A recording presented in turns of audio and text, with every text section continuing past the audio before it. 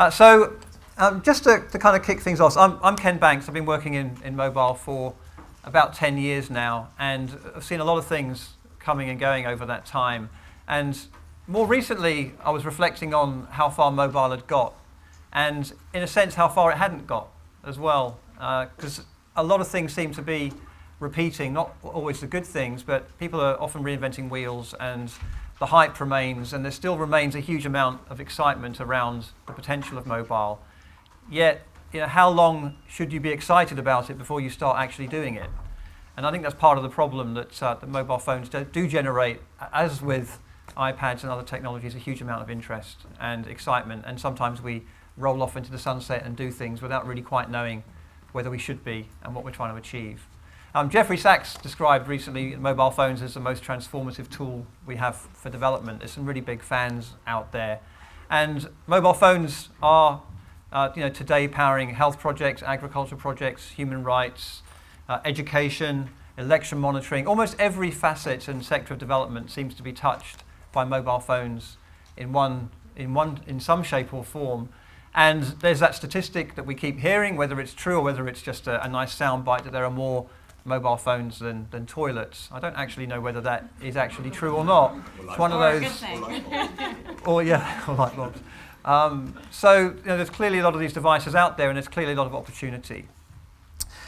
With mobile phones, they're being used for absolutely everything, and there being so much excitement. Surely nothing can go wrong, right? This tool is going to help us fix the world. And the Arab Spring was fueled entirely by social media and mobile phones. Of course, people weren't involved at all in any of that. And people look at that and they see about how we can replicate and move that and do similar things in other places. And there's a general feeling with mobile that if it works in one place, it will work in other places. And it's not always that easy, actually, to transfer one project from one place to another. That local context is hugely important. So I think I'll just start with FIONA, actually. As an industry body, clearly you're in a very privileged position in a sense, but you get to see lots of the things that are going on, and you're able to influence and encourage industry perhaps to take on and get interested in areas that maybe other people might not be able to. What kind of challenges do you think you faced in doing that? Challenges, yes. Always a lot of challenges, I think, when you're working in a sector such as this, where you are really working, almost at the coalface of trying to push industry towards, new business models, new innovation. So, it's not like you can turn around to mobile operators and say, well, this is exactly the blueprint of how you should do it, because, in many cases, it hasn't been done before. And, on the upside, that's what makes it so incredibly exciting. But to say that as well, I think we are starting to be able to learn from different sectors. So maybe, there's been more advancement in mobile money, in the agricultural program, trying to understand what things have worked there versus what hasn't. I think one of the main challenges I have seen, though, particularly in my day-to-day work, where the whole objective of our program is for the mobile industry to really utilize the networks that they have in the rural areas to develop services for particularly smallholder farmers. So for them to create services such as that can really make impact, they have to work with agricultural partners. So agricultural partners who may know the landscape, have the content, have the networks, but forming those partnerships are often really, really challenging. You're talking about private sector, mobile industry operators who may never have spoken to, an agricultural partner and really understand, their day-to-day work, what incentivizes them. And then the other partnership that we often have coming in are the entrepreneurs who may be coming up with these, great ideas and new services that can be launched through the mobile channels. So I think continually the challenges that we face is often around the partnerships forming.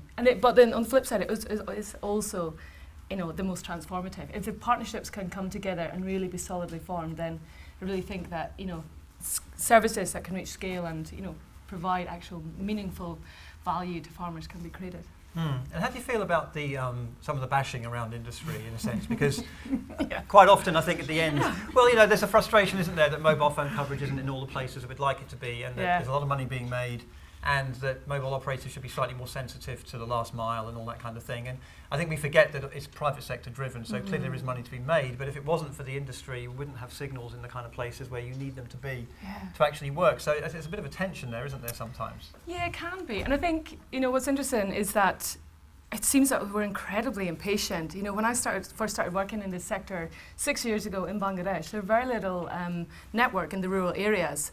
Within these 6 years, we've seen, rural networks really coming the commonplace across South Asia, Sub-Saharan Africa, and in locations which are really difficult to put up base stations because, how can you get diesel to power this base station? So operators having to look at renewable energy sources or other ways so that they can have a business case of putting up base stations.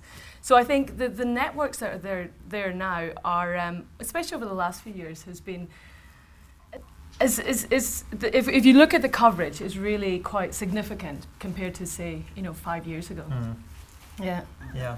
I mean, thinking about so looking at USAID, which is clearly a very large government department.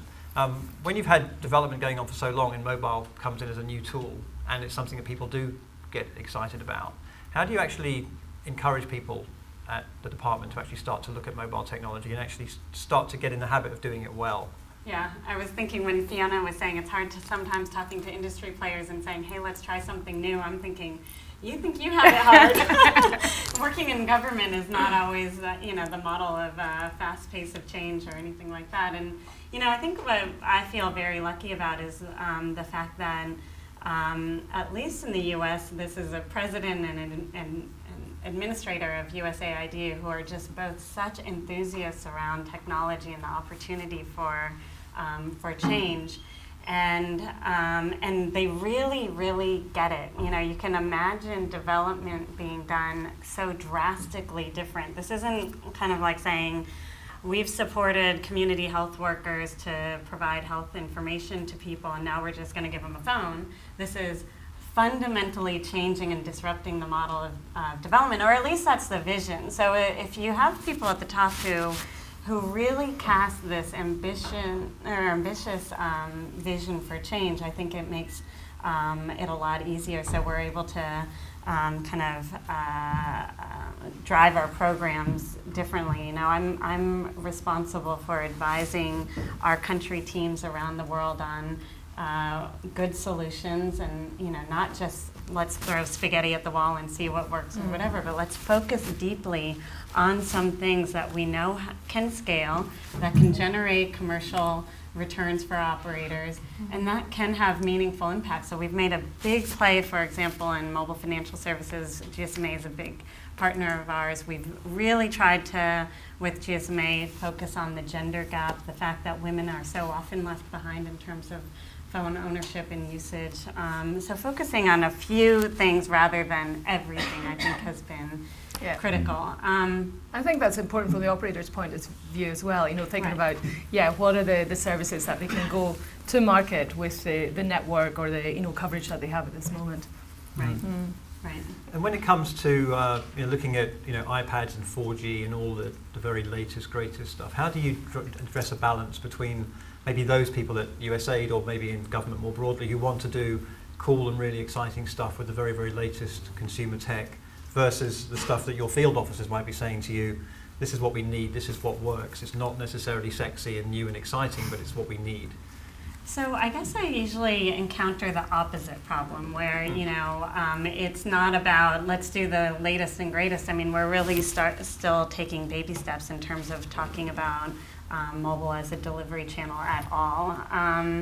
So, I don't know, and I'd actually be interested to understand some of the statistics around the latest and greatest technologies and how viable those are from a development perspective. But, really our first hurdle is to design programs differently using technology and trying to change the term innovation. I think, government procurement processes, if you think about public health ministries or donors like USAID, we're often saying, okay, we want to fund innovation, and it just means, that's interpreted as build your own solution, and it's only going to reach 100 people and whatever, and we really have to change our procurement processes, our definitions of innovation, our expectations of scale, so that we start seeing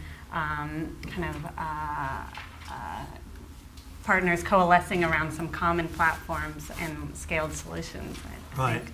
And you touched on scale there. I know something that me and Gustav and I have spoken about plenty of times that we met over the conference circuit. But when it comes to thinking about how to do things right, and then when you've got them right, taking them to scale, I mean, I think the PRIYA Foundation is I wouldn't say unique, but it's very certainly up there among organisations that have actually managed to do that. So how do you sort of approach mobile, and maybe how is your approach different to those that haven't quite managed to replicate what you do? We talk about scale. I mean, the panel is about how do we, get momentum, and so obviously scale is going to be part of that. And I just think sometimes we misunderstand the reasons why our solutions don't go to scale. And I love the fact, there were about 75% of the people here have done some mobile projects. I'd love to know how many of the projects here, how many people have done.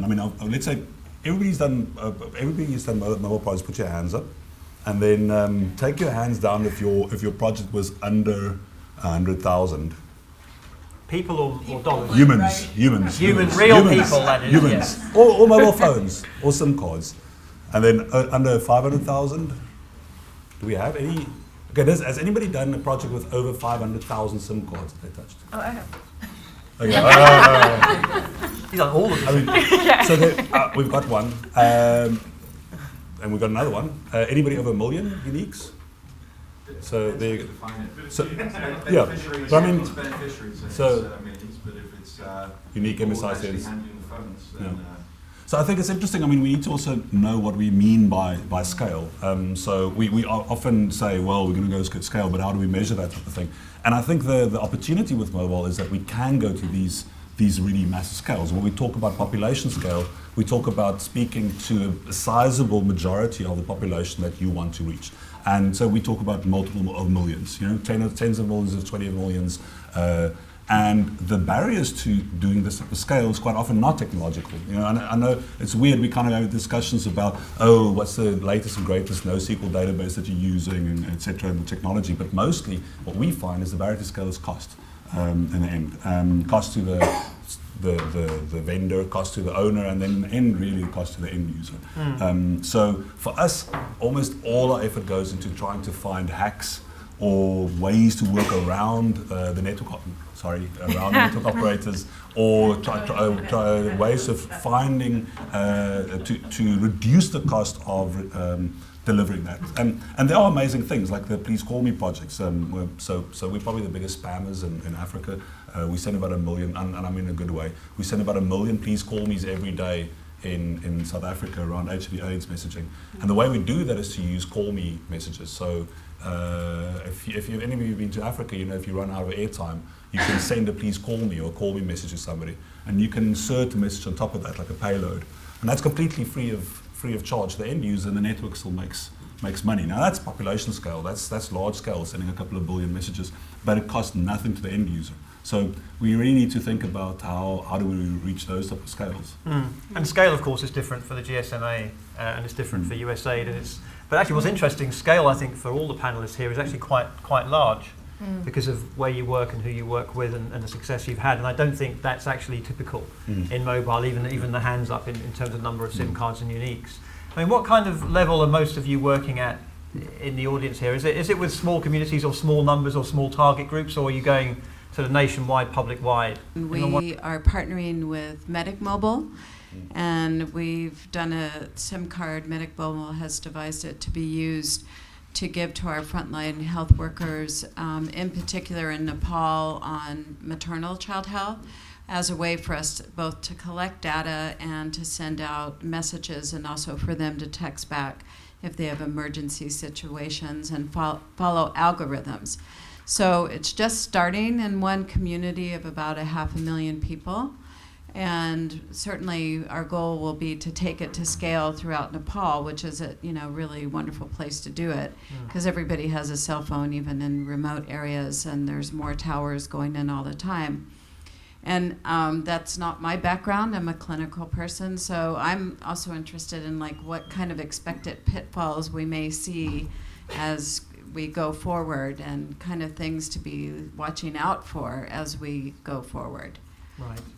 But I'll report back in a year how this pilot went. So in terms of our scale, we're trying to beat what this topic of the panel is on, moving past pilot. And we've done great pilot testing with users in India, and we're trying to do this at a market-based level. So I would love for you all to talk about not only about users, but the customer lens in terms of mobile. Yeah. If you think about it, we're in this position, very often we get NGOs or organizations coming to us and saying, we want to reach 1 million people, we're going to make our content available for free, and then you have to go to the network operator and they have to make the access free. That's not going to work. We need to find a fair model. I mean, they did build the networks, and we know they make a little bit too much profit, but I mean, at the very least, we need to find some kind of way to remunerate them for that. And the interesting thing is, maybe one way to think about it is to say there's the access cost, which is the USD or the SMS cost, and then there's the actual transactional cost, the payload that we're delivering. And the weird thing is, at the moment, is mostly most of our clients are giving their content away for free, but then the network operator is making the money for delivery. And there are better ways to do that. So there are business models where we can either conflate or put them together, so combine them and say, make the network operator provide the access for free, but get them downstream revenue in the payload and put value to that content. So a lot of my users, when you ask them, will say, we're completely happy to pay something. But the discovery costs money, right? I mean, so they go, I have to go in, I mean, how much does it cost you guys to tweet?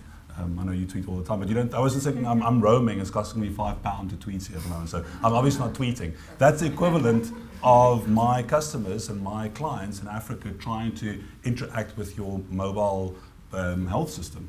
And so if we could, I mean, there are much better ways of doing those things so that they scale better, so that there's some kind of way to discover these new services that don't cost money and still provide a revenue stream to the network operator at the other end. So I just think we're not really thinking through these problems properly, and we're getting too many of these requests to say, do it for free, or give me a free shortcode, or which, that's just not, or then the worst part is then you just get a deal with a network operator that's a once-off. That's even worse, because now you got this great deal for 6 months, and you get the PR and the pictures and everything, and then next year it's all dead because it doesn't, it's not sustainable. What are some examples that you think are the best business models you've seen? So this is a completely commercial model. I love. I mean, you guys have. I don't know if you've used. Everyone knows about Facebook Zero. I think it's a genius model. I mean, what Facebook's been able to do is provide a very low-cost version that you can access. It costs nothing, but it's actually and the network operator is subsidizing that. But the network operator makes money. Why? Because I get all my updates, and if I want to click on the image, then they start charging. So see, the discovery is free, but the payload costs money. And so the network operator is making money. I think that's a genius idea. Surely we can come up with the same idea. So we are stealing that idea. So Wikipedia Zero is obviously a ripoff of Facebook Zero, and that's one of the things that we work on at the moment that we're launching in Africa, which is exactly the same idea. So zero-based discovery and then payload based payment. So I think that's those of the models are really interesting, and I think a lot of the content that the guys here have are useful and valuable, and users will be willing to pay for them. I suppose for GSMA, though, it's important that when you speak to operators about the opportunities for using mobile for social good, that there is a business model for them, because they're not going to go out and do everything for free. Yeah. I think everyone that starts a mobile project feels that the SMSs or the voice calls to their service should be free, because it's such an amazingly brilliant idea that there's no reason why somebody should not want to support it in that way. Exactly. And I remember speaking to Michael Joseph at SafariCom a few years ago, and he was just sick and tired. And when he gets sick and tired, he really gets sick and tired. Of people knocking on the door asking for free this and free that. They're a business. They need to make money. They have shareholders. And if it wasn't for the business attitude, then they certainly wouldn't have rolled networks out in the places that they have. So I'm just wondering, for the GSMA, when you look at this, is it a fine line that you're walking between providing value to the customer, who, I suppose for you is the network, but the end user is the healthcare worker or the farmer? Yeah, I mean, it is a fine line. And I think it's one of the challenges here is the business case. And right back to what you said, I've spoken to so many operators who they see on a monthly basis, they have a lot of NGOs coming with this many good ideas, and they're like, well, what's in it for us? I can't. 500 can't be really, really good, are they? Or maybe they are, but we only have time, capacity to, focus on a few. So I think there's a little bit of a responsibility for the entrepreneurs, the NGO sector, to also think about their incentives, the operators' incentives, and putting together a clear business plan. Because I do see that as one of the challenges between the two industries at the moment. Has anybody here tried a mobile project that's failed because you couldn't get free something from somebody that you felt you should have been able to? Hey, my name is Matt. I'm from Kiva, here with Michelle from Kiva. We're running a mobile project in Kenya right now, just providing 0% interest loans directly to low-income people from San Francisco website to their phone, directly from a website to M-Pesa, without an intermediary, relying on trust networks to refer friends. So friends are referring friends in the slums of Kibera, take a $50 loan to buy a wheelbarrow or something like that. It's the transaction costs are quite expensive, so at this moment in time, we're just subsidizing the costs. So that's why I raised my hand. We've learned a few cool things. It's highly social, so we're understanding that if borrowers are borrowing in a group, we have about 100% repayment rate, which is really a great discovery. Otherwise, we have about an 85% repayment rate. Another thing which is interesting is if your loan has 40 or more lenders to it, meaning 40 Americans or 40 Kiva users are lending to you, the borrowers are getting a text message each time a lender lends to them. And so they're finding out, hey, 40 people lent to me. And what we're finding out is we have a 100% repayment rate when 40 or more people lend to you. Now, we don't know if that's because the borrower feels the pressure of 40 people wanting their money back, or if the crowds are wise and they just happen to pick the right loans. That's still something we're trying to figure out. What are It's been going on for about a year, and we haven't scaled yet. We have 500 borrowers, but we're going to grow it to about So if it 10,000 works, a year. What's how that? How do you plan to scale? How do we plan to scale? Through trust networks. So we planted seeds all over the country in Kenya. No, I mean the cost of the transaction. Oh, so cost-wise, we'll probably in the end pass on a small fee to the borrower who's getting a 0% interest loan, much cheaper than competing sources of microfinance, obviously. So that's probably how. What I like about this example is, it helps showcase that M-Pesa isn't just about person-to-person payments, but because they've got the corporate account capabilities, nonprofits like Kiva or Kickstarter or others can, it actually takes some time and it's somewhat of a headache, but in a few weeks' time they can have a corporate account with M-Pesa and get any of their payments from their bank account to the handsets of their customers. And it seems to me that you almost want that corporate account equivalent when it comes to information sharing. Like, what if every operator, you didn't have to set up your own short code, or there's just an easy, maybe this is what you're saying in terms of bypassing the operators, but you almost want to have. You don't want to have to negotiate with operators every single time you want to develop use their payments platform. You want the corporate account functionality, or you want the information sharing and gathering. The SMS gateway should just be standard across all operators. I mean, there are SMS aggregators that do that. I was just actually having this conversation with Gustav around why they're not more USSD aggregators or IVR aggregators. But I think they will come. But there are organisations that is their business to provide a bundle of SMSs for customers. Yeah. Do you have any questions for the panel? There's actually a gentleman up there with his. I work for Salesforce and the Salesforce Foundation, so we have an interesting perspective on this because we have really a platform. So it's kind of different than, it's funny, I hadn't really been thinking about the costs of text messages for this, so I'm going to have to go back and learn a little bit more. But we've been doing some very interesting projects. One of them, which I'll just sort of draw out, is with Oxfam in Guatemala. So they've actually deployed Salesforce on their handsets, and now they're actually working on the farm, so collecting pH, the pH levels of the soil, the hydration levels of the soil, and actually sending that back. So they're monitoring the production chain in real time within Salesforce. So we're seeing more of these projects that have come up around mobile data collection. So Grameen's built a data collection survey app on Salesforce and feeding it in to then allow the organization to make data-driven decisions. So a little bit less on sort of social engagement, a little bit more on having the tools in their hands to have the organizations make the business decisions. I'm Shari Baranbach with the U.S. Africa Development Foundation, but one of the big questions for me, and I'd be interested in the panel's response, is the relative significance or importance of an SMS text, simple, cheap phone channel versus the different kinds of things that you can do with the smartphones because clearly what you're talking about is as a smartphone application. And everybody will say to me, well, gee, it's only a matter of time where the smartphone's going to be so much cheaper, and there's just this whole wealth of things that we can do. So that's on the one hand. On the other hand, if you're dealing in rural Africa, which is a lot of my focus, people are very, very poor, and those little handsets are so sturdy, and they're out there everywhere. And so I'm just trying to get a sense of where it makes more sense to be focusing, and what are your views about that? So just some stats that we've seen on the networks that we work with in Africa, of prepaid users, only 10%, that's 1 in 10, of all subscribers use more than a megabyte of data.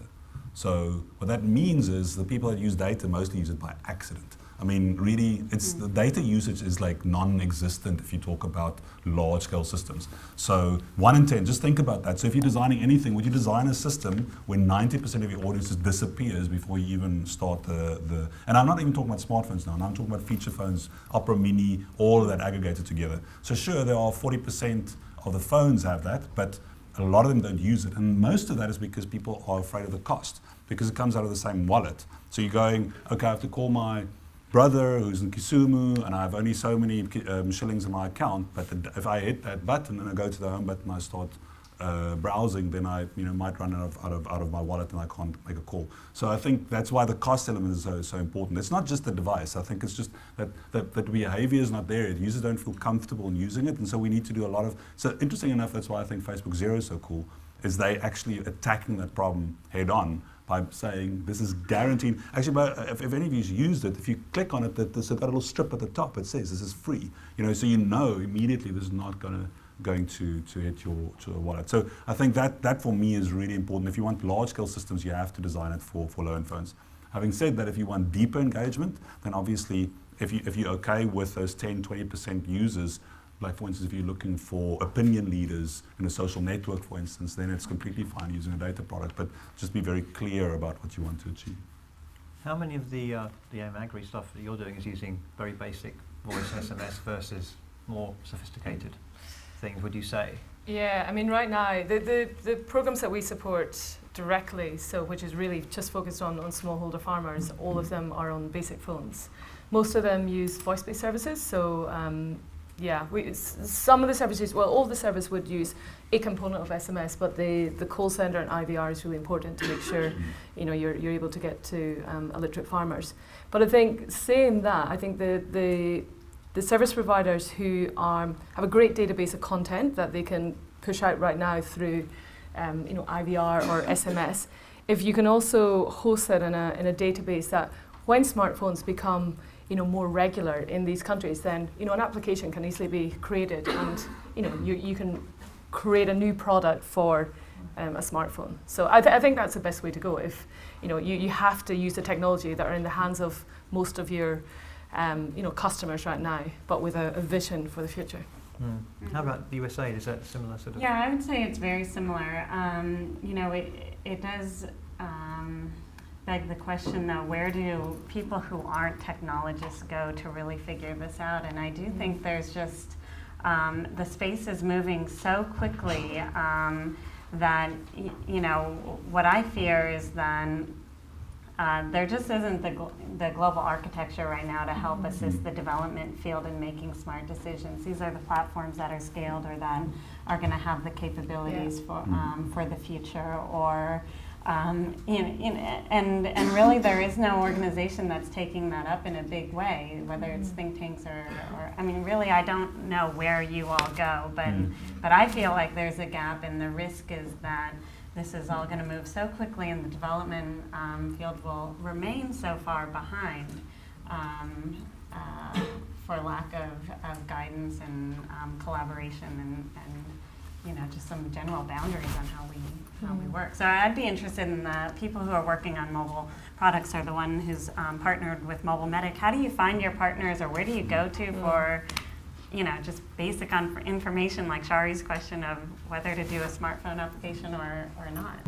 Hi, I'm Mark Chalmer from ACVO, and we're deploying mobile reporting tools based on Android smartphones in quite a lot of countries now. But one of the things that I miss, so I used to work in the computer industry in the 90s, worked for Apple and then Compaq and Dell and stuff. And in those days, there was a really vibrant publishing industry, which was like full of magazines that were buyer's guides and guides to help you make sense of which hardware to buy. So, and because it was the mid-90s was the explosion of the PC era. It was really the boom time. And there used to be magazines like PC Pro in the UK, that thick, full of ads, but also help about what devices to choose. And one of the things that we're come across a lot with our partners is they don't know what devices to buy, and they can't keep up. And also tariffs, what data SIM should they be using, their teams using while they're traveling. And in my ideal world, there would be a really great online publication for the development sector that just is on the nail with all the latest on the low cost devices, country by country, tariffs, etc. It just doesn't. Well, I don't know. Does it exist? I mean, Ken, you know if it did. I think there's a deeper problem than the guides. I think the actual product is super complicated and it should be easier to use. And there are some operators who are doing that really well now, or at least starting to realize that it helps to have products that are understandable to end users. I think particularly on the data point, we've kind of heard about this, feedback from development sector operators as well around, there is a lack of information, data sources and so on, or one place that would host, things that are available in the public domain. So GSMA launched last year a mobile for development intelligence tool, and it's publicly available. Everything is open data, and it's basically trying to draw all of the information and data that's available. So information on networks, coverage, products in different countries, and it's constantly being developed. So if there are requirements for the database, from an audience such as this, more than welcome to talk to you at the end and see if it isn't already on the platform, then potentially if we can incorporate it. But it's on our website on the GSMA Mobile for Development website. It's certainly worth checking out because so often people want to know what the penetration is in a certain country, what operators there are, whether there's 3G coverage in that area. It used to cost a lot of money to get that kind of information, and the numbers you'd get often that were free were the ones that were so widely varied. So there are probably several thousand mobile for development projects in Africa right now. I think you can probably count the number that have gone to full national scale on one hand, maybe a hand and a foot. They're clearly, looking at the evidence base, pretty easy to get funded and really, really difficult to sustain. We have a nice panel with a lot of different pieces of the ecosystem represented. Unfortunately, we're all working in development, which means nobody talks about failure and everybody touts their success, and there's not much community learning.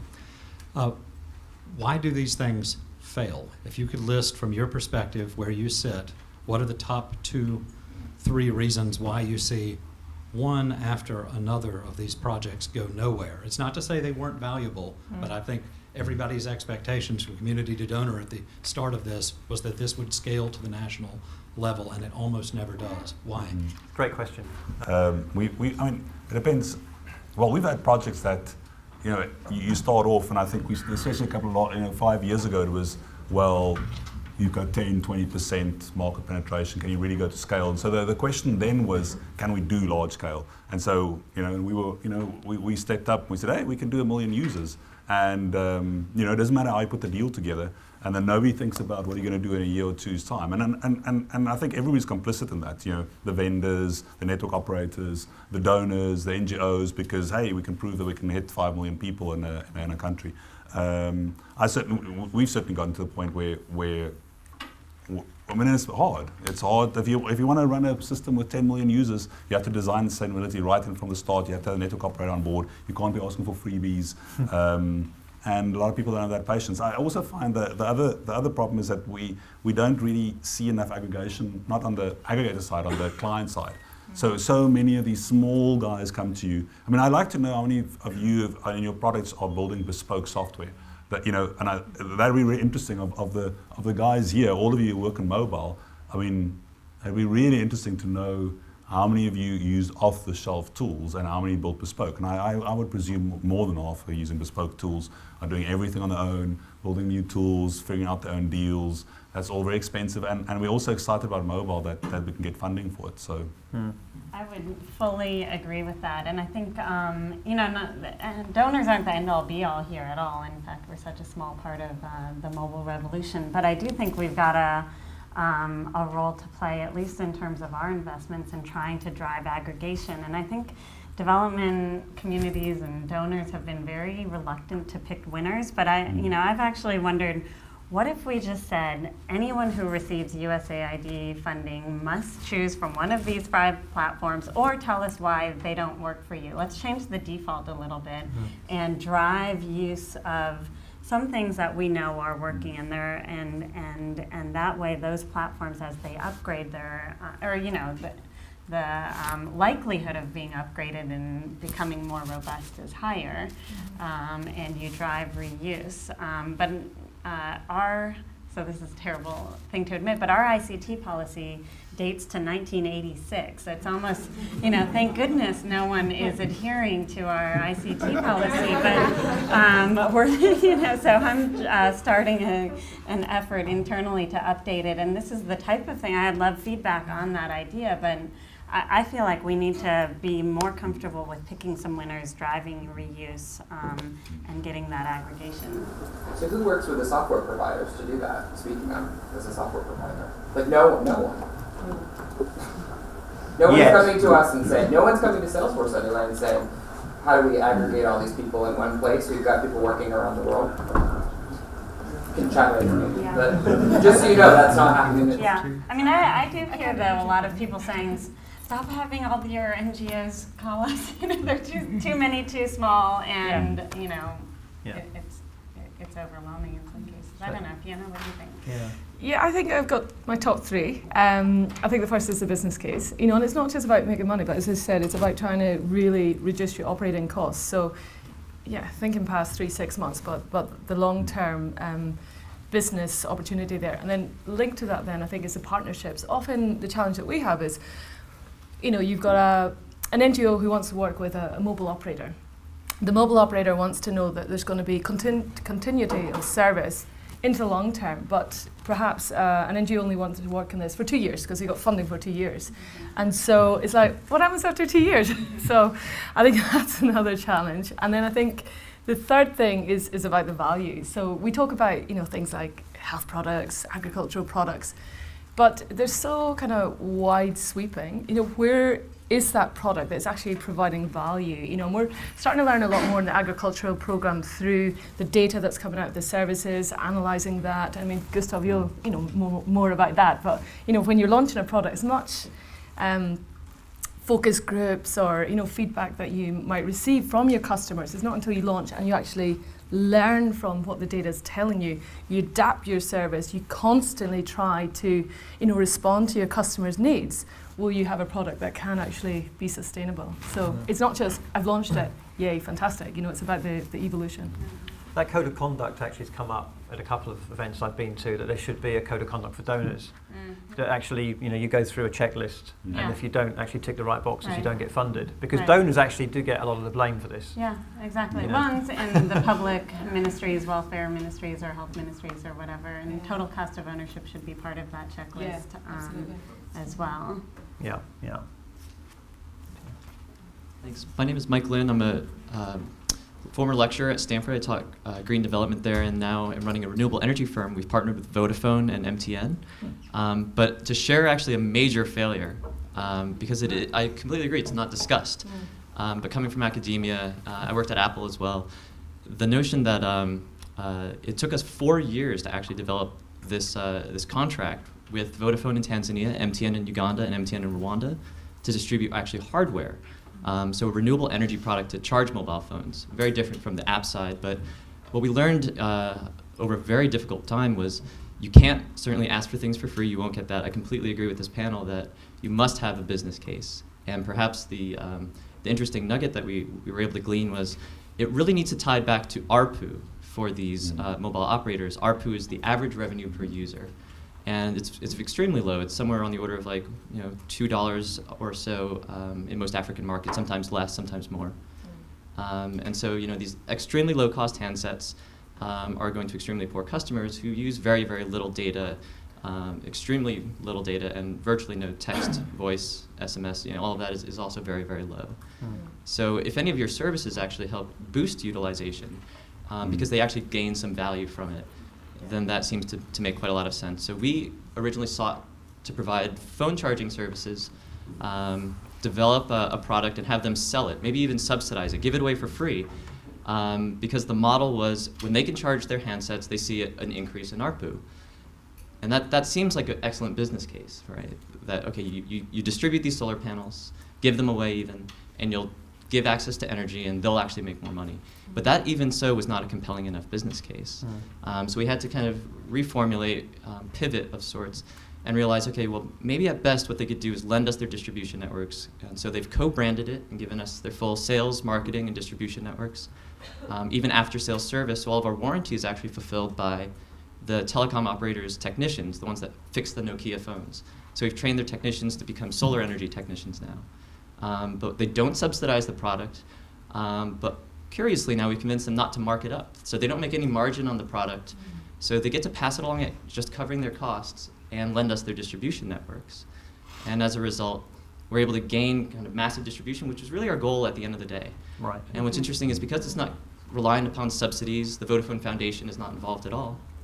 What it means then is that it's actually a long-term sustainable initiative in case the Vodafone Foundation or any foundation's money should dry up. There's a change of leadership.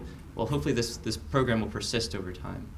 And then to the question from the U.S. It was Africa Development Foundation. There's actually a great resource on mobile handsets and penetration data. So it's a free resource from the iHub Research in I think Nairobi. And I can share along the link, but here's just a graphic. So in Uganda, it says that 61% of internet browsers are running Opera Mini, and then Nokia's 19.7% and so on down the line. In Tanzania, internet access is only 2.5% of the population. So it answers your question, like there's actually tons of actually free available information out there now, but it's hard to find. That's really helpful. Can I go to your first point? I mean, another way to think about this is not as the customer. What if governments were the customer? And so let's not have this be about average revenue per user. But, Robert, you've got this very compelling vision of what development could look like. And if you were gathering information in real time around communities and were able to detect when certain populations are suffering some economic stress right now, and governments then can use that data and get mobile payments to those communities in real time. It's not just this user fee thinking. I mean, this is about governments getting information on their people, protecting their people from economic shocks, using that distribution channel for payments and information flows, getting people information if there's a cholera outbreak coming down the pike. Getting information. The government can be the customer, and we could completely flip this around. But I do think to the one of big challenges to doing that is really driving policymakers and these big organizations towards that totally different vision. And so I don't think we always have to stay in the retail level, I suppose. My point. Let me pose a case study, if I may. I am a recipient of a $100 million contract. Oh, hello. Okay, this is a case study for all of you. With USAID, I work in 34 of the 34 provinces in Afghanistan. As the military troops draw down, I am empowered through my donor to create what's called USAID AGRID program. It's agricultural resource extension program. It's one of the most important. It's empowering the Afghan farmers in a country that's 80% dependent to feed itself and provide export markets to India, Pakistan, Delhi, Dubai. Question is, could I potentially provide this in the Dales, the district areas? And if a situation, say there was phylloxera on the grapevines in a remote province of Kandahar, Could a farmer look at this or take a photo, for instance, of the disease grapevine and then send it to a school, say at UC Davis, and have it immediately solved in these remote, dangerous areas? Again, I'm head of a nonprofit, Roots of Peace, so I'm just trying to see how we can create something that I don't know anything about, but maybe a solution to really leverage the dollars and make them really for peace. Thank you. Yeah. I mean, there are solutions out there at the moment like that.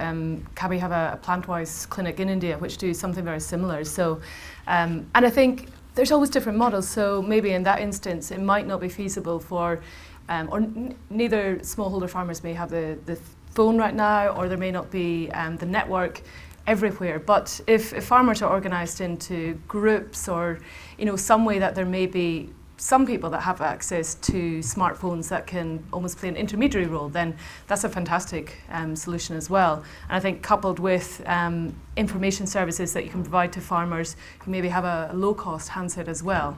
So I think what's important with any of these kind of solutions is looking at what's the current layout. So both from how farmers are organised and the existing infrastructure, and really how mobile can be used as a complementary tool to what's already existing, and then looking at and as I said on our Mobile for Development Intelligence site, you can see what the coverage are, what network is available. So in that area, start to map out. And Hi, I'm Dorji Mundal from Novartis.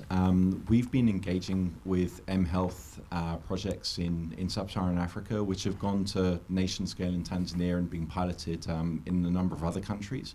But mHealth is like other areas of mobile development. It's just exploding beyond all kind of recognition. We're really struggling to keep a track on, these 1,000 flowers that are blooming. And we want to do more, but it's kind of intimidating for us as non-mobile, non-kind of tech specialists to try and think through how the hell do we approach due diligence around kind of what are the, out of all these things, what are the platforms that are really succeeding, what are the kind of the considerations that we need to go through in terms of partner selection, technology selection, platform selection, all those kind of things. So it's kind of mirroring what was discussed earlier about the kind of aggregator and kind of ridiculous complexity. How do all these big corporates that could really be part of the engine around this, how could it be made easier for them to engage in this space successfully to avoid pilotitis? I think what's happening to a lot of extent that this 1,000 flowers blooming is a lot of the vendors are quite small, as a lot of you have noticed, and that's great in some respects because you get a lot of experimentation, and we're still in that phase. A lot of the vendors, I talk from African experience. I don't know about, we haven't worked outside of Africa, but there are a lot of really interesting vendors, but a lot of the solutions are quite small, and so maybe national scale, but certainly not in the level where you could run a national mHealth platform or have 10 million users with the necessary levels of DR, et cetera, et cetera. So I think it's just like you said, it's just we're really early stage with a lot of these things, and I don't really have an answer. I think what we're seeing is that some of these are now going to scale. We're seeing some successes, and those guys will be winning. And but I don't really see a marketplace for these things yet. I can maybe point to, as you said, you've got maybe five vendors I can think about that could do that type of scale thing in Africa, maybe. By the way, I'm Coleman from Nike Foundation, and you talked about some of the best platforms. You want to start directing people towards them. So, what are the best platforms? That's your question. Yeah. Okay. I'm assuming frontline SMS. That's pretty useful. That's one. I can't speak for that. Yeah, I can't speak for that. Or a place to find out what the good platforms are. So some resources, just Resource mHealth Alliance does publish a really great resource in terms of, so one thing here that I think would be, let me ask the people here, do you all publish the vendors you use, the software you use, the network operators you use, the decisions you made, and where you did those things on your websites publicly, and how much it cost? So, that would be really useful. As somebody showed me, I think it was you guys. I think you guys use Salesforce, name check, to actually publish that with the numbers. I think that's incredibly useful, and especially I'm really serious about the budget element, because sometimes this benchmarking is so useful. We get, RFPs go out, and then the numbers are literally 2 orders of magnitude out sometimes. It's completely ridiculous, the bids that come in on these type of things. So I think that would be useful. And in terms of resources, obviously GSMA has got some really great resources. GSMA, the mAlpha has got some really great resources on those type of things. You're asking me to pick a winner. Yes. Part of the problem is that these platforms are changing every few months. There's new versions coming out. Someone does a really cool manual. Version's old before it's even been finished. Something dies. Something takes its place. So how do you direct though? If the idea is direct, your donees or grantees towards these platforms, which platforms? It needs to be part of the code of conduct, maybe. This I think. And like Index is a great site for that type of resource specifically for health, but we don't have it in the other areas. It does sound like we should do, I'm hearing an opportunity that we should start to publish some of these in some sort of form or case studies. Because I literally probably have lists of 20 or 30 mobile projects going on right now. Mostly, of course, not around campaigning and data-driven decision making. So, just as one opportunity. We try to be device agnostic, actually. So I'm talking to people. There's a couple charities that are doing text to Salesforce. So we're talking about, that was your question, around SMS. So, around writing code on the back end. So once the SMS comes in, you're parsing the SMS data to then populate the data collection and put it back in your database. So you're not having to use smartphones. You know about the mHealth moratorium that was announced in Uganda. There were, I don't know if somebody knows, over 200 pilots going on in one country on mHealth, and with full. And I think they were completely right. The Ministry of Health said we find a lot of them. Yeah, exactly. We're involved in some of them. No, 200 pilots at the same time. So, and I think a lot of those people wouldn't have run them if they'd known that. And lots of them were exactly the same. Adherence reminders, appointment reminders. Lots of different technologies doing exactly the same thing. So I certainly think there's a place for having. I think the mHealth Alliance is trying to do some of that, to at least aggregate in one place where a lot of those pilots and projects are happening. But we're in the field and we don't know of half the things that go on. And I'm just talking about Africa at the moment. So. But if people are willing to share more, then we have the MDI database, which can host all the information. It's open access, as I said. So I guess the more people share, the more people can actually benefit from these types of things. Absolutely, yeah. Great question. Jonathan from the UK Department for International Development. Much like PRIYA, I think your IT policy dates to 1986. We don't have one at the moment. But similarly, as well to you, I said, our Secretary of State sees mobile as one of her key priorities and technologies that are really high on her priority list at the moment. I suppose, unlike USAID, we don't have a mobile solutions department, and we're in the process of thinking through what our approach to technology and mobile technology should be at this moment in time. PRIYA touched on kind of the role of government in this whole process and the role of donors specifically around kind of potentially around aggregation, potentially around picking some winners. I'm very mindful of sitting in a donor organisation. Our reputation and results are firmly linked to you guys in the room and how you guys, how successful you guys are. So my question to you all really is, how can a donor best support mobile for development? And I may regret asking that question, but I'd be really interested in some of your insights. And I also take safety in numbers having PRIYA here as well, and see the colleague next to me as well. So there you go. Well, is there any thoughts around a better role that donors could play, or has anyone had problems with donors or a great experience with donors? I'm with Jan Piercy, and I'm with SBI, Shore Bank International, and we work in inclusive finance globally. And we're fortunate now to be in about the third year of, we'd like to think of ourselves as contributing to building the rails, because what we're talking about here are a variety of services, be it health or other kinds of services, getting through the channels as the channels are constructed. And we've had the opportunity, with support from the Gates Foundation, to work on 3 very different models, one in Bangladesh, in Pakistan, and India, to one, a full-service commercial bank, one of the largest in Pakistan, and the 2 other cases are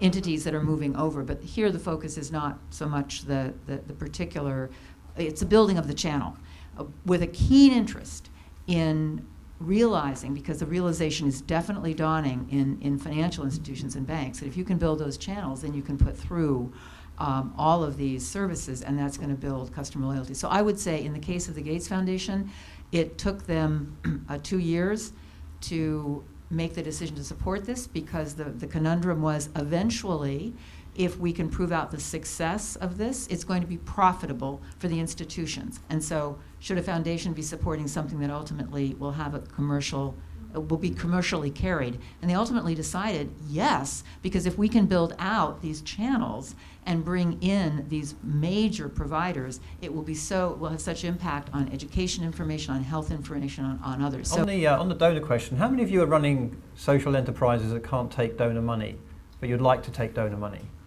Hands up. Anyone that's been frustrated by not being able to go for money because you're the wrong kind of organization?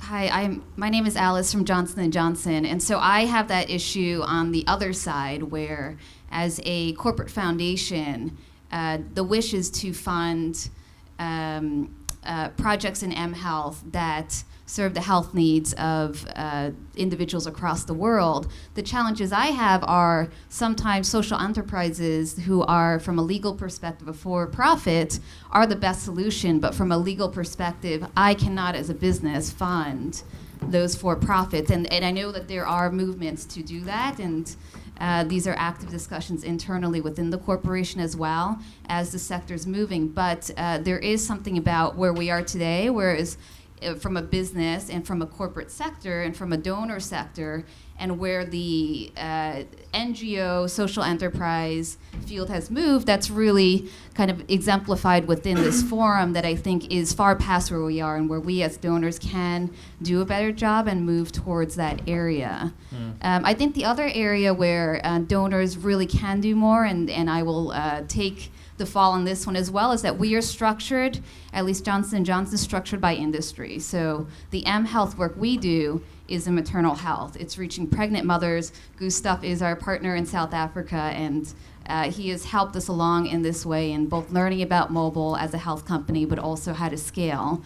But the work we do is in mobile for maternal. The real benefits I see in mobile are cross-cutting. If you can build a platform that goes within maternal, agriculture, banking, cross-sector, you're really going to gain a lot of wins at a cost that's acceptable for whether it be the government or for the customers.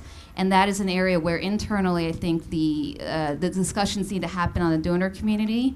And I think in the NGO community as well, as you may be also structured within industries, to reach out to others who are not natural partners in the work that you've done in the past as you're looking at mobile, because I think there's some really great wins we can have there. I think it's just very interesting in the forum that we're in that a lot of the money that you see, gentleman over here, is actually goes to non-profits, yet there's a huge pressure to actually build organisations that can make a profit and be financially sustainable. So there's a real clash here, and something's got to give, and maybe it's something different to be thinking about. Sorry, we're actually an organization that can't take donor money, and it's been a frustration on both ends as a for-profit. So these program-related investments, these PRIs that Gates is doing, it's really very few foundations that have the resources to be able to do those complex deals, and it's a tax issue. It's a pet peeve, if you will, of mine. I run a sort of hybrid unit of Accenture Development Partnerships. It's a not-for-profit, I prefer to say not-for-loss unit, so we're a sort of ring-fenced hybrid, and I think we'll see more of these such things, but we do have this problem, particularly with the bilaterals and the multilaterals, that there is this aversion to giving money to for-profit organisations, or an organisation that, heaven forbid, some money might get into the hands of, some profit might get into the hands of some shareholders with our public funds. And ironically, of course, our best example probably of mobile for good is the M-Pesa. That wouldn't have happened if it wasn't for £900,000 of British taxpayers' money catalysing it. So it's something that I think we need to think more broad-mindedly about. I know USAID will have its GDAs and things, but it's not easy. That's all I'm saying. It's difficult, and we need to think more broad-mindedly about how we can reward outcomes and outputs rather than looking at what your tax status is. If you look at microfinance industry a couple decades ago, donors were grappling with a lot of the same thing of, should we fund for-profit models of financial services, or should they be nonprofit? And what was interesting then, and there are other people here who know the history better than I do, but a lot of these big players came together and said, we are actually going to fund an organization that's going to help drive our giving strategies, our donor strategies forward. And this organization called CGAP then really shifted the way donors operate and the way people think about commercial solutions to financial exclusion. And I tend to think that we're in a very similar spot right now with this industry. There's not great information out there for practitioners. It kind of exists, but there's not an obvious place to go. Public ministries who are supporting this, or donors who are supporting this type of work, they're not coalescing, they're not coordinating. We don't have the, ethics around this, or the code of conduct and the registries that you would choose from, and those types of things. And it just strikes me that there's a lot of other development sectors we could learn from in terms of how to accelerate this field forward together. Right. So I work in impact investing, and particularly investing with a gender lens. And so recently across my desk, I thought no less than 10 opportunities in the last month to say, we're figuring out access to mobile for women. Should we throw our money there? So I'm wondering, from an investor standpoint, what would be your top 2 pieces of advice for somebody doing due diligence from a gender lens? So sort of these other issues aside, but actually looking at targeting women as a population. No, yeah, so we do have a gender program, the M-Women program at GSMA, which, for us is such a massive opportunity.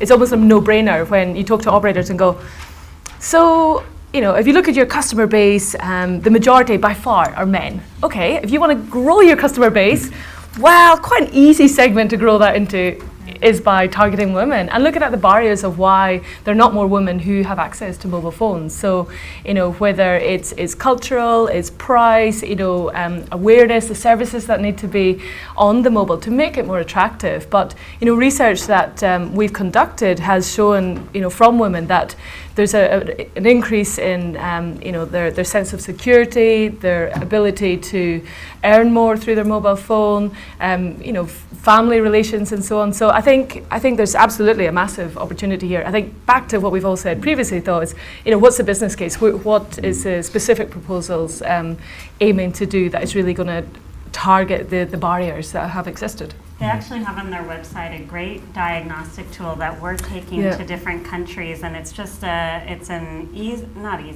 a survey that helps understand what the gap is, what the gender gap is, and why. So the data that Fiona's talking about is dated maybe 2 years now.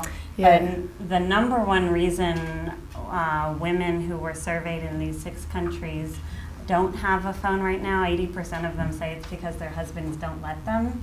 And so I would say it's a great issue to focus on, because what you don't want is women to be left behind in this mobile revolution, and there are pockets around the world where that's very much happening. But if you are going to take it on as an issue, it's as much about how do you design a product and marketing strategy to reach women as it is a lot of the entrenched cultural issues that have to be taken on simultaneously.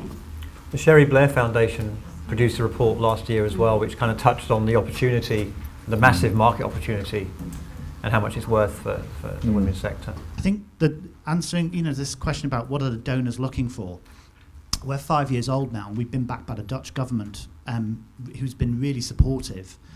And really, everything we've done is a focus on how do you bring existing development networks online so that they can visualize their entire aid portfolios. And for ACFO, that's been the thing that's really allowed us to be successful. Because we used to think, we'll charge partners per project, and if you do 50 projects, it costs you this. And actually, what we ended up doing is weaving our services into aid consortia that were coming together, and they were bidding, say, for a €50 million program, or like a €27 million thing called Football for Water, which connects soccer and education in Africa.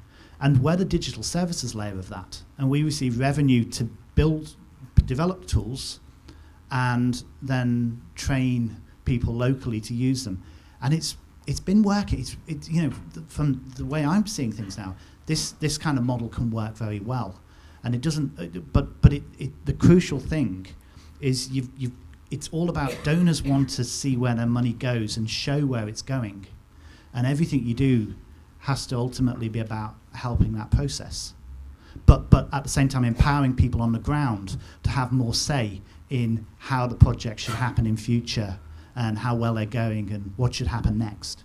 I wanted to address what came up earlier, which is this question of, if you like, the sort of fragmentation of effort, because somebody decides I'm working in this case it was Johnson & Johnson and maternal health and so on, and then we're not focusing on the platform, which is the thing that's going to deliver benefits. So I wanted to draw your attention to an Australian startup called Bile. I don't know whether you guys know about it. It is very simple. It is designed to simulate on a 2G smartphone the experience, a 2G feature phone, Nokia phone, old Nokia phone, the performance of a 3G or 4G smartphone. How does it do that? It moves the processing into the cloud for each of the apps. It compresses the signal 10 times up and down, and it's got about 5 million users in Africa, and it seems to me to be an ideal platform to be thinking for aid agencies, to be thinking about for social entrepreneurs to be thinking about, because rather than invest in your own piece of hardware, there may be apps that you could build in the cloud on the system. It's called Binu, Binu, and it's founded by a South African living in Australia, and he can tell you why he called it Binu. I can't. Right. No, but anyway, I think it's well worth having a look at. Sure. Yeah. What I like about things like Binu, there are a couple of these specialist social networks that are built for niches, and that's quite an interesting thing. In Africa, so you've got Binu, you've got Mixit, which has also got about 10 million users. Ischemia is like exploding in Nigeria for some reason that nobody can explain to me. Also about 8 million users. Obviously Facebook, Instagram. So one of the interesting things to do is to look at an area and then choose a social network that's already doing well, look at the behaviors that your users are already exhibiting and then piggybacking on those behaviors. I mean, that's always the best way to reach your audience. And there are a lot more than you'd think of these smaller social networks available specifically for mobile. I know there's some ones in Asia that I'm not so aware of, but definitely worthwhile to check those out. Yeah, thanks for that. One at the back there. Just while the microphone goes, it'll be interesting actually whether these types of service discourage people from actually upgrading their phones, right? Because the handset manufacturers are trying to do as much as they can to get people to get phones every year, right? So anything that basically means someone doesn't have to upgrade is not good for them. So recycling phones is not good for them. So it's kind of interesting in a way. You've got these tensions, right, that in the industry, and various players are all trying to push in their own little bits. One at the back there. Yeah, Cameron from Mercy Corps. A couple of reactions and comments. The first is, Priya, in response to your kind of picking winners and some of the broader questions about platforms, I think if you look at where more consolidation has occurred, which has been kind of financial services, mobile money platforms, you also see issues with that growth. So we're talking about, kind of high-performing pilots, but what you've also seen is at a certain level, they can't keep up with the growth, and so there's been a lot of issues with, business development kind of getting ahead of where the platforms can serve. So recognizing that there's problems both on the growth side as well as the fact that they don't have a product that's appropriate for a lot of different use case scenarios. So there's also challenges with just kind of thinking through what happens at a higher growth stage where that planning hasn't really occurred. The second thing to a similar point is, I don't know, Priya, if you've been talking to the unit at AID, but I know there had been discussion in another unit about creating a Kelley Blue Book for tech products. And they've had a couple of conversations. I'm not sure where it's at, but I think there's been dialogue and recognition that there's a lot of platforms out there and we haven't properly analyzed, priced, or kind of outlined the specs of what these different initiatives are. So I think it's out of the science and tech office, but something for us to track as part of the industry. And then the last point, which Jan, I think you answered in response to the DFID bit, is I think the other really strategic thing about Gates was that, you know, you picked different approaches and were able to compare different models, but part of it was you're also kind of picking those winners in terms of having appropriate market share to actually be able to create impact. So that's something to keep in mind as you're looking at your strategy too. Does it matter where mobile solutions are built? So you're based in Africa and you're having great success. Is the fact that you're based in Africa have any bearing on the fact that you can build apps that work for African communities? And if that's the case, when we think again about funding and donors and where the focus is and the app competitions for New Yorkers who want to build stuff for Africa, are we kind of barking up the wrong tree when we're thinking about developing apps far, far, far away from where the problems are?